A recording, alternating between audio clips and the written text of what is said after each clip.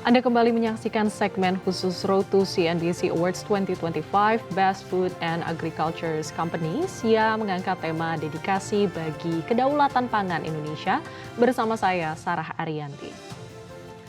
Dan di segmen ini langsung saja kita akan simak keynote speech dari Dirjen Pengelolaan Kelautan Kementerian Kelautan dan Perikanan, Koswara yang telah hadir bersama kami. Selamat pagi Pak Koswara, apa kabar Pak? Pagi, kabar baik, alhamdulillah. Oke baik, kami persilakan untuk memberikan keynote speech.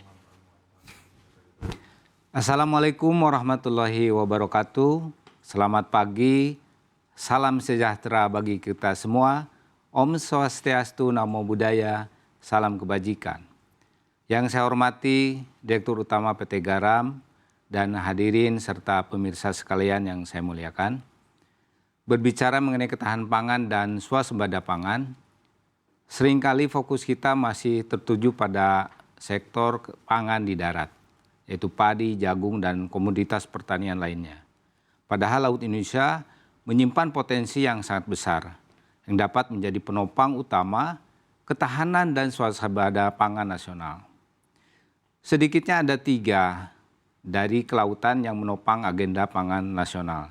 Yang pertama perikanan, baik itu tangkap maupun perikanan budidaya. Perikanan ini menyediakan protein hewani yang berkualitas tinggi bagi masyarakat. Penguatan tata kelola perikanan yang berkelanjutan ini langsung berkontribusi pada ketersediaan, keterjangkauan, dan stabilitas pasokan pangan. Yang kedua, sumber daya kelautan lainnya, seperti ada rumput laut, biota non-ikan, dan berbagai sumber hayati yang dapat diolah menjadi pangan fungsional, pakan, serta bahan baku industri.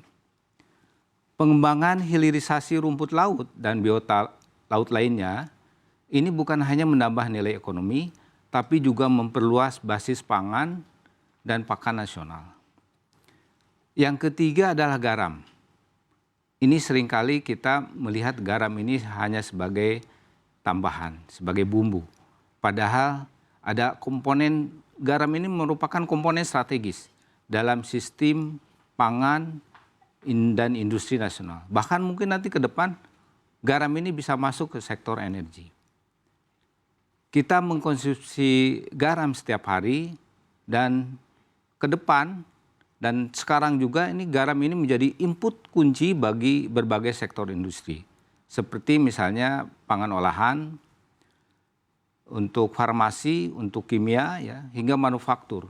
Karena itu kita berbicara swasembada pangan, ketahanan pangan, sesungguhnya kita juga ini berbicara bagaimana membuat garam ini harus pasokannya penuh dan menjadi swasembada di Indonesia. Sebagai salah satu simpul penting dalam ekosistem pangan dan industri nasional, maka garam mempunyai nilai strategis. Nilai strategis ini menjadi penting kita perhatikan baik dari aspek pemerintah yang sudah menempatkan posisi garam menjadi sebuah komoditas yang harus dikembangkan, bukan hanya garam yang sifatnya langsung tapi juga hilirisasinya. Sebagaimana diamatkan dalam Peraturan Presiden Nomor 17 Tahun 2025, di situ sudah jelas sekali bagaimana kita memenuhi swasembada garam secara nasional, yaitu melalui intensifikasi lahan, bagaimana meningkatkan produksi tambak yang sudah ada, dan bagaimana mengembangkan lahan-lahan baru yang perlu dikembangkan. Serta bagaimana memanfaatkan teknologi, nah ini penting, teknologi untuk menjawab keterbatasan ruang dan tantangan perubahan iklim. Target kami untuk swasembada pangan dari pergaraman ini terlihat besar, ambisius, tapi ini bisa diwujudkan dengan sebuah cara kolaborasi yang melibatkan seluruh stakeholder. Swasembada garam pada tahun 2027 sebagai bagian integral dari agenda nasional, kita lihat perkembangannya. Tahun 2025 ya, kebutuhan garam nasional kita 5 juta ton. Sementara produksi domestik kita sekitar 2 juta ton. Ada gap yang kurang lebih 3 juta ton yang harus kita selesaikan sehingga tidak menciptakan ketergantungan terhadap impor. Yang ingin kita kurangi secara terukur bagaimana impor ini bisa diselesaikan secara nasional pasokannya dengan meningkatkan kapasitas produksi, kemudian juga meningkatkan penataan ulang ekosistem pergaraman dari hulu sampai ke hilir. Untuk menutup kesenjangan tersebut diwujudkan melalui program swasembada garam yang tentu ini menjadi bagian integral dari swasembada pangan. Ada 3 kunci utama yang perlu kita jaga. Pertama adalah konsistensi kebijakan. Yang kedua, kolaborasi stakeholder. Yang ketiga, bagaimana inovasi teknologi, pemanfaatan teknologi bisa diterapkan secara maksimal di dalam proses produksi garam.